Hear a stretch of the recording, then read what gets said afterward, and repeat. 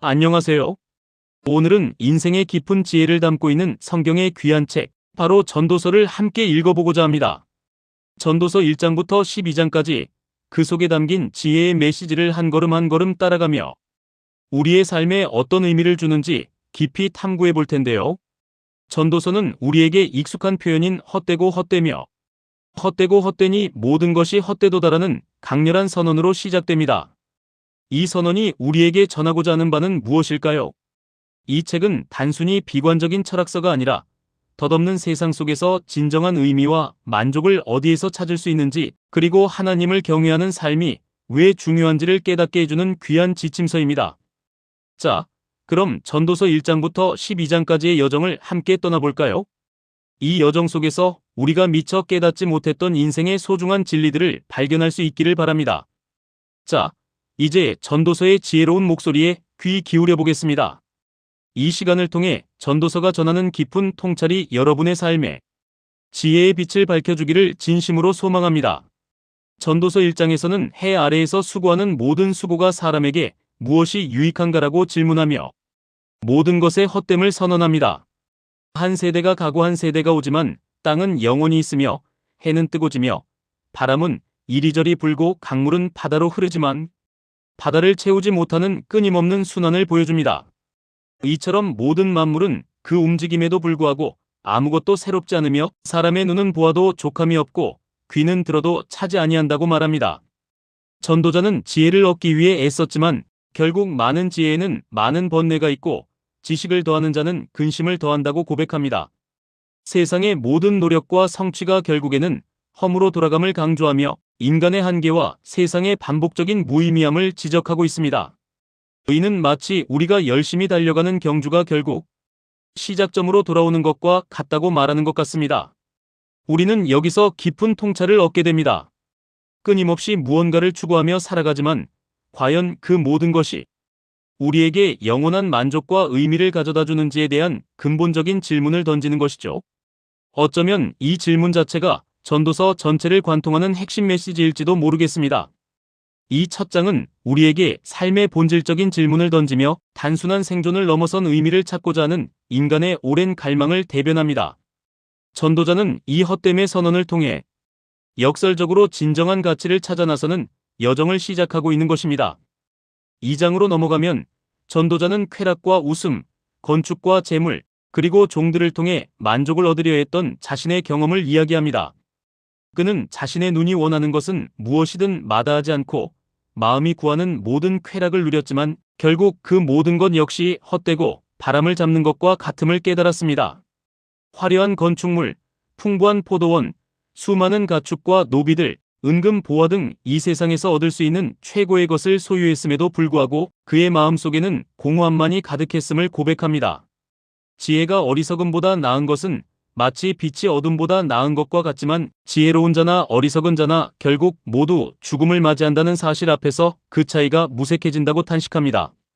또한 자신이 수고하여 얻은 모든 재산을 결국 다른 사람에게 남겨주어야 한다는 사실에 깊은 회의감을 느낍니다.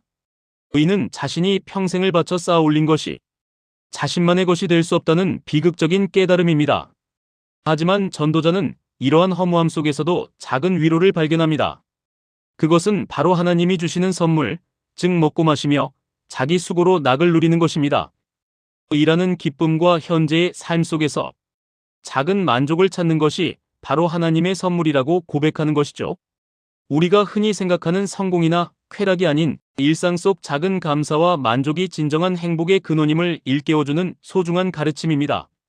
전도자는 쾌락의 끝없는 추구가 오히려 더 큰 허무함을 가져올 수 있음을 경고하며 소박한 기쁨과 만족에 감사하는 마음이 중요함을 역설합니다. 3장은 우리에게 너무나 익숙한 구절, 범사에 기한이 있고 천하만사가 다 때가 있나니로 시작합니다. 태어날 때와 죽을 때, 심을 때와 심은 것을 뽑을 때, 죽일 때와 치료할 때, 헐 때와 세울 때, 울 때와 웃을 때, 슬퍼할 때와 춤출 때, 돌을 던져버릴 때와 돌을 거둘 때, 안을 때와 않는 것을 멀리할 때, 찾을 때와 잃을 때, 지킬 때와 버릴 때, 찢을 때와 꿰맬 때, 잠잠할 때와 말할 때, 사랑할 때와 미워할 때, 전쟁할 때와 평화할 때 등 모든 일에는 정해진 때가 있음을 노래합니다. 의는 인간의 삶이 하나님의 거대한 섭리 아래 있음을 인정하는 대목입니다. 하나님은 모든 것을 지으시되 때를 따라 아름답게 하셨고 사람들에게 영혼을 사모하는 마음을 주셨지만 하나님이 하시는 일의 시종을 사람으로서는 측량할 수 없다고 말합니다. 인간의 지혜로는 하나님의 깊은 계획을 완전히 이해할 수 없다는 겸손한 고백입니다. 그렇기에 전도자는 사람이 먹고 마시며 자기 수고로 낙을 누리는 것보다 더 나은 것이 없으며 이 모든 것이 하나님의 손에서 나오는 것임을 강조합니다. 인간은 하나님의 주권을 인정하고 자신에게 주어진 현재를 감사함으로 받아들이는 것이 가장 현명한 태도라고 가르칩니다. 삶의 모든 순간이 하나님의 주권 아래 있다는 이 진리는 우리에게 겸손과 동시에 평안을 안겨줍니다. 우리의 통제를 벗어나는 많은 일들 앞에서 불안해하기보다 모든 것의 때를 정하신 하나님의 지혜를 신뢰하라는 강력한 메시지를 전달하고 있습니다. 4장에서는 세상에 만연한 압제와 불의에 대한 전도자의 깊은 탄식이 담겨 있습니다. 압제당하는 자들의 눈물을 보며 위로자가 없음을 안타까워하고 차라리 아직 태어나지 않은 자가 그 모든 불의를 보지 못하여 죽은 자보다 낫다고 말합니다. 해 아래에서 행해지는 모든 학대와 고통을 목격하며 전도자는 깊은 좌절감을 느낍니다. 또한 사람들의 모든 수고와 재주가 이웃에 대한 투기와 경쟁에서 비롯됨을 지적하며 이 역시 헛되고 바람을 잡는 것이라고 말합니다. 의는 이기적인 욕망으로 시작된 경쟁이 결국 인간을 더욱 불행하게 만드는 결과를 초래한다는 의미입니다. 게으른 자가 손을 놓고 자기 몸을 먹어버리는 어리석음과 홀로 일하는 자의 고독함을 대비시키며 둘이 한 몸으로 수고하는 것이 더 나음을 강조합니다. 특히 두 사람이 한 사람보다 나음은 그들이 수고함으로 좋은 상을 얻을 것임이라고 말하며 공동체의 중요성을 부각합니다. 만일 그들이 넘어지면 하나가 그 동물을 붙들어 일으키려니와 홀로 있어 넘어지고 붙들어 일으킬 자가 없는 자에게는 화가 있다고 말하며 고독한 삶의 어려움을 지적합니다. 혼자서는 넘어져도 일으켜줄 사람이 없지만 둘이 있으면 서로 도울 수 있고 세 겹줄은 쉽게 끊어지지 않는다고 말하며 연합의 강점을 강조합니다. 의는 경쟁과 개인주의가 심화되는 현대사회에도 큰 울림을 주는 메시지입니다. 함께 살아가는 삶, 서로에게 힘이 되어주는 관계의 소중함을 전도서는 우리에게 분명히 상기시켜줍니다. 5장에서는 하나님께 나아가는 자세와 물질에 대한 지혜로운 태도를 가르칩니다. 하나님의 전에 들어갈 때에는 발걸음을 삼가고 어리석은 자처럼 함부로 말을 하지 말라고 경고합니다. 어리석은 자들은 악을 행하면서도 그것이 악한 줄을 알지 못하기 때문입니다. 하나님께 서원한 것은 반드시 지키고 함부로 말을 내뱉지 말며 서원한 것을 이행하기 전에 마음을 바꾸는 어리석음을 범하지 말라고 말합니다. 꿈이 많으면 헛된 일이 많고 말이 많아도 그러하다고 말하며 오직 하나님을 경외하는 것이 중요하다고 강조합니다. 또한 재물이 많아도 그것을 다스릴 줄 모르는 어리석음과 재물이 많을수록 그것을 먹는 자들도 많아져 결국 재물 자체가 사람에게 유익을 주지 못함을 지적합니다. 재물을 사랑하는 자는 재물로 만족하지 못하고 풍요를 사랑하는 자는 소득으로 만족하지 못한다고 말하며 물질에 대한 욕심이 끝이 없음을 이야기합니다. 오히려 잠시 자고 일어나도 만족스러운 잠을 자는 노동자의 삶이 재산이 많아서 잠 못 이루는 부자의 살보다 낫다고 말합니다. 의는 물질적 풍요가 반드시 행복을 가져다주지 않으며 마음의 평화와 만족이 더 중요함을 의미합니다. 그리고 하나님이 주신 부와 재물을 누리고 자기 수고로 즐거움을 얻는 것이 곧 하나님의 선물임을 역설합니다. 의는 물질의 노예가 아닌 물질의 주인이 되어 주어진 것에 감사하며 살아가는 지혜를 우리에게 전해줍니다. 탐욕은 끝없는 갈증을 불러올 뿐이며 현재 가진 것에 대한 감사가 진정한 풍요로움으로 이어진다는 교훈입니다. 6장에서는 재물과 명예를 가졌지만 그것을 제대로 누리지 못하는 사람의 불행을 이야기합니다. 하나님께서 어떤 사람에게는 재물과 부요와 존귀를 주사 그 마음의 모든 소원을 만족하게 하시나 능히 그것을 누리게 하지 못하시고 타인이 누리게 하시는 경우가 있다는 것입니다. 의는 헛된 일이며 중한 병이라고 표현합니다. 이러한 사람은 모든 것을 가졌지만 정작 그것을 즐길 수 없는 비극적인 삶을 살아갑니다. 차라리 때가 차지 못하여 출생한 아이가 그보다 낫다고까지 말합니다. 그 아이는 헛된 수고와 비참함을 겪지 않기 때문입니다. 사람이 1000년을 산다고 해도 좋은 것을 보지 못하면 무슨 소용이 있겠느냐며 결국 모든 사람이 한 곳으로 간다는 사실을 상기시킵니다. 삶의 유한함 앞에서 아무리 오랜 세월을 살아도 진정한 기쁨과 만족을 얻지 못하면 의미가 없다는 것입니다. 사람의 수고는 다 자기의 입을 위함이지만 그 식욕은 채울 수 없고, 지혜로운 자나 어리석은 자나 빈궁한 자나 무엇이 더 나으냐고 질문하며 삶의 유한함 속에서 진정한 의미를 묻습니다. 보기에 즐거운 것보다 눈으로 보는 것이 더 낫다고 말하며 인간이 자신의 욕망을 채우려 애쓰지만 결국은 헛된 일임을 다시 한번 강조합니다. 삶의 허무함 속에서도 현재 주어진 것을 감사히 여기고 소유에 대한 집착에서 벗어나라는 메시지를 전달합니다. 만족할 줄 모르는 인간의 본성을 직시하며 과도한 욕망이 오히려 불행을 초래함을 경고하고 있습니다. 7장에서는 지혜로운 삶의 가치와 태도에 대해 깊이 있게 다룹니다. 좋은 이름이 좋은 기름보다 낫고 죽는 날이 출생하는 날보다 낫다고 말하며 잔치집에 가는 것보다 초상집에 가는 것이 더 낫다고 이야기합니다. 의인은 삶의 엄숙한 진리를 직면하고 죽음을 성찰하는 것이 쾌락에 빠지는 것보다 더 큰 지혜를 준다는 의미입니다. 슬픔이 웃음보다 나은 것은 얼굴에 근심이 있으면 마음에 유익이 되기 때문이라고 말하며 지혜자의 마음은 초상집에 있고 우매한 자의 마음은 연락하는 집에 있다고 대조합니다. 지혜로운 자의 책망을 듣는 것이 어리석은 자의 노래를 듣는 것보다 낫다고 말하며 돈이 모든 것에 유용하기는 하나 지혜가 생명을 보존한다고 역설합니다. 지혜는 위급한 때에 능히 사람을 구원하는 힘을 지닙니다. 지혜로운 자는 분노를 쉽게 터뜨리지 않고 옛날이 오늘날보다 나은 것은 무슨 까닭이냐고 묻지 않으며 악인의 꾀에 넘어가지 않고 정의를 행하는 것을 중요하게 생각합니다.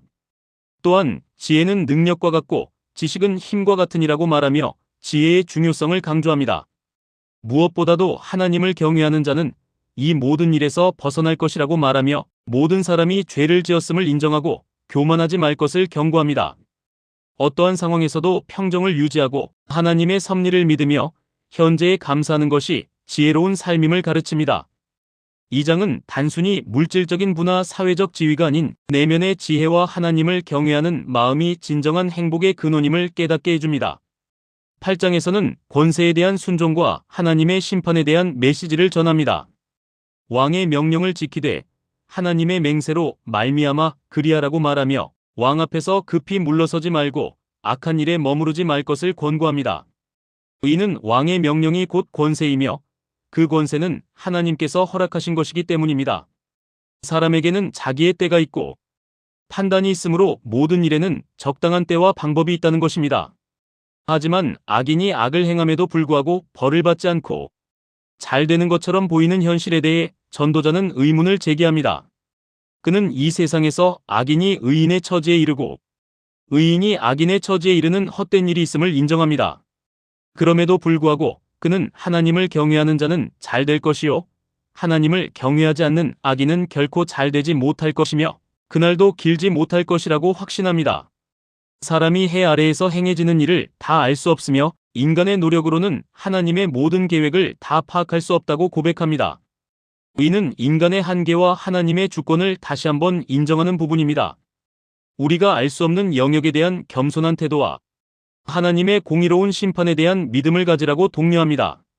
모든 것이 하나님의 손안에 있음을 신뢰하며 의로움과 정의를 추구하는 삶이 결국에는 보상받을 것임을 강조합니다.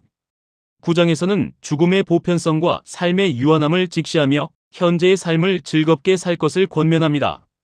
의인이든 악인이든 선한 자든 죄인자든 깨끗한 자든 깨끗하지 않은 자든 제사를 드리는 자든 드리지 않는 자든 모든 사람에게 동일한 운명, 즉 죽음이 찾아온다고 말합니다. 이는 인간 모두가 평등하게 직면하는 궁극적인 현실입니다. 살아있는 모든 사람들에게는 소망이 있다고 말하며 산개가 죽은 사자보다 나으니라는 속담을 인용합니다. 산자는 죽을 것을 알지만 죽은 자는 아무것도 모르며 다시는 상을 받지 못하고 그들의 이름은 잊혀질 것이라고 말합니다. 그러므로 현재 살아있는 동안 먹고 마시며 기뻐하고 내가 할 수 있는 모든 일에 힘을 다하라고 권합니다. 내가 행하는 모든 일에 기쁨을 찾고 내 사랑하는 아내와 더불어 즐거운 인생을 살라고 구체적으로 조언합니다. 우리가 살아있는 동안의 모든 수고가 결국 한 줌의 흙으로 돌아갈지라도 그 속에서 작은 기쁨과 감사함을 찾아 누리는 것이야말로 지혜로운 삶의 태도라고 가르칩니다. 또한 지혜가 힘보다 낫지만 가난한 자의 지혜는 멸시받고 그의 말은 경청되지 않는 세상의 현실을 지적하며 지혜의 한계 또한 인정합니다. 죽음이라는 피할 수 없는 운명 앞에서 허무함에 빠지기보다는 주어진 삶의 순간순간을 충실하고 감사하게 살아가라는 긍정적인 메시지를 전합니다. 10장은 어리석음의 결과와 지혜로운 선택의 중요성을 다룹니다. 죽은 파리들이 향기름을 악취가 나게 하는 것처럼 적은 어리석음이 지혜와 존귀를 망친다고 경고합니다. 작은 실수나 판단착오가 큰 명성을 실추시킬 수 있음을 의미합니다. 어리석은 자의 마음은 오른쪽에 있지만 어리석은 자의 마음은 왼쪽에 있다고 비유하며 그들의 어리석음이 그들 자신의 길을 밝히지 못하고 모두에게 드러난다고 말합니다. 어리석은 자는 길을 갈 때도 지혜가 없어 스스로 어리석음을 만인에게 나타냅니다. 통치자의 어리석음과 그로 인한 백성의 고통을 이야기하며 지도자의 지혜가 얼마나 중요한지를 강조합니다. 왕이 어리석으면 백성이 고통받고 왕이 지혜로우면 백성이 평안을 누립니다. 또한 게으름과 어리석은 행동이 결국에는 파멸을 가져온다고 경고합니다. 게으른 손은 집을 허물고 나태함은 지붕을 무너뜨리는 것과 같습니다. 지혜로운 자는 말을 아끼고 신중하게 행동하며 미래를 예측하고 대비하는 태도를 갖추라고 조언합니다. 땅을 파는 자는 그 구덩이에 빠질 수 있고 담을 허는 자는 뱀에게 물릴 수 있으며 돌을 뜨는 자는 그로 말미암아 다칠 수 있고 나무를 쪼개는 자는 그로 말미암아 위험을 당할 수 있다고 말하며 모든 행동에는 결과가 따른다는 것을 상기시킵니다. 그러므로 무엇을 하든 신중하게 생각하고 지혜롭게 판단하라는 메시지를 전합니다. 지혜는 삶의 위험을 피하고 성공적인 결과를 가져오는 데 필수적인 요소임을 강조하며 신중한 언행의 중요성을 역설합니다. 11장에서는 예측할 수 없는 미래 속에서 긍정적인 태도와 지혜로운 투자를 강조합니다.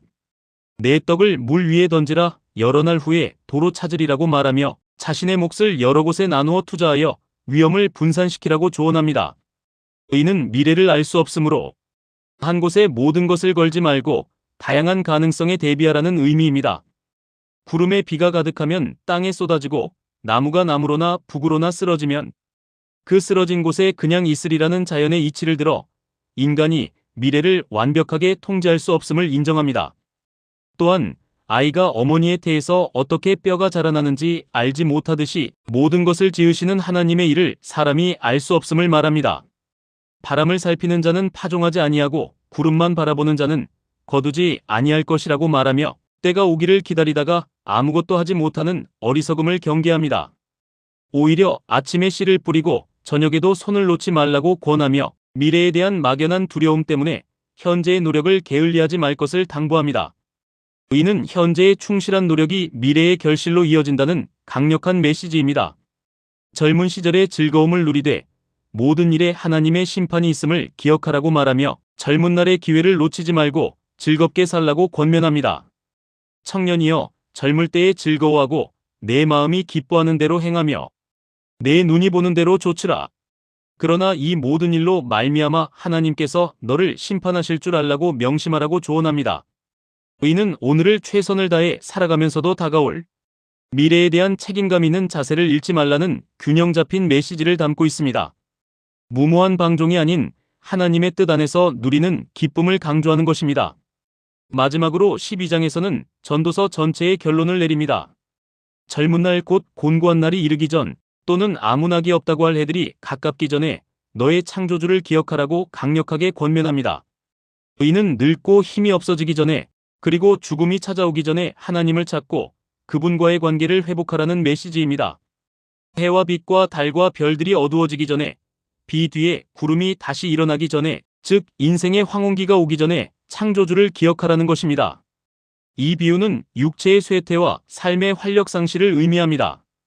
집을 지키는 자들이 떨고 손이 떨리고 힘센 자들이 구부러지며 다리가 약해지고 맷돌질하는 자들이 적음으로 그치고 이가 빠져 음식 씹기 어렵고 창들로 내다보는 자들이 어두워질 것이며 눈이 침침해지고 길거리 문들이 닫힐 것이고 귀가 어두워지고 맷돌 소리가 적어질 것이며 입맛을 잃고 새의 소리로 말미암아 일어날 것이요 작은 소리에도 잠을 깨고 음악하는 여자들은 다 쇠하여질 것이며 음악을 들어도 감흥이 없고 그런 자들은 높은 곳을 두려워할 것이요 높은 곳에 오르기 힘들어하고 길에서는 놀랄 것이며 조심성이 많아지고 살구나무가 꽃이 필 것이고 인 머리가 나고 메뚜기도 짐이 될 것이며 작은 것에도 힘들어하고 정욕이 그칠 것이니 이는 사람이 자기의 영원한 집으로 돌아가고 조문객들이 거리로 왕래하게 됨이라고 말하며 늙음과 죽음의 과정을 섬세하고 시적으로 묘사합니다.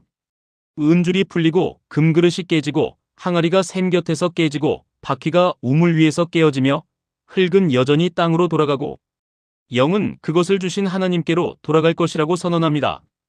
이 모든 허무함 속에서 전도자가 내리는 최종 결론은 다음과 같습니다. 일의 결국을 다 들었으니 하나님을 경외하고 그의 명령들을 지킬지어다. 이것이 모든 사람의 본분이니라. 하나님은 모든 행위와 모든 은밀한 일을 선악간에 심판하실 것이기 때문입니다. 이 구절은 전도서가 전하고자 하는 모든 메시지를 응축하고 있습니다. 인생의 모든 헛됨과 유한함을 인정하면서도 그 속에서 우리가 붙들어야 할 유일하고 변함없는 가치는 바로 하나님을 경외하고 그분의 뜻을 따르는 것임을 분명히 합니다. 이 결론은 우리에게 깊은 생각과 성찰을 요구합니다. 덧없는 세상 속에서 우리가 진정으로 추구해야 할 가치가 무엇인지, 그리고 우리의 삶을 어떻게 살아가야 할지에 대한 명확한 방향을 제시해 줍니다. 전도서는 우리가 세속적인 욕망과 성취에 매달리기보다 하나님과의 영원한 관계 속에서 참된 평안과 의미를 찾아야 함을 강조하며 마무리됩니다. 오늘 우리는 성경 전도서 1장부터 12장까지의 말씀을 상고했습니다. 공감이 가시면 구독과 좋아요를 하여 주시면 감사하겠습니다. 시청자 여러분을 축복합니다.